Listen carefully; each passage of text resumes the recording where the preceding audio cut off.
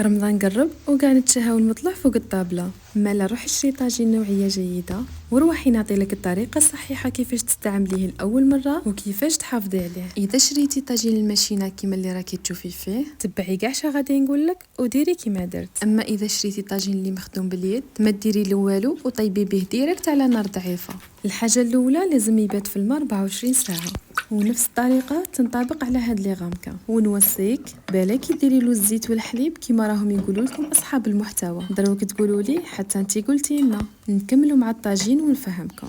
بعد ما يبات في الماء 24 ساعه نجبدوه ونخلوه ينشف مليح مليح. كي تبغي تستعمليه لو طون اللي تكوني تعجني حطيه يسخن على نار ضعيفه رايحه تطفى. من تجي رايحه طيبي زيدي للنار وطيبي فيه عادي، وكي تكملي خليه في بلاصتو حتى يبرد، وهكا غادي يشد معك مده طويله وتفرحي به. ودروك نرجعوا للسؤال المطروح، وين تنديروا الزيت والحليب؟ كنت ديجا قلت لكم الفخار عنده مسام مفتوحه يمتص اي حاجه سائله تنحط عليه. تما اذا كنا رايحين نطيبوا حاجه تاع مرقه في قدره ولا طاجين لازم نديروا الزيت والحليب باش نغلقوا هذوك المسام وما يمتصلناش هذوك الليدام. الفخار غادي يمتص هذاك الزيت حتى يتشبع، هكا ما يبقاش بلاص الليدام. والحليب من غادي يطيب غادي يخلي هذيك الطبقه تغلق على الزيت اللي دخل في المسام. اذا عجبك المحتوى اللي راني نقدم فيه جامو كومونتير وبارطاجي الفيديو.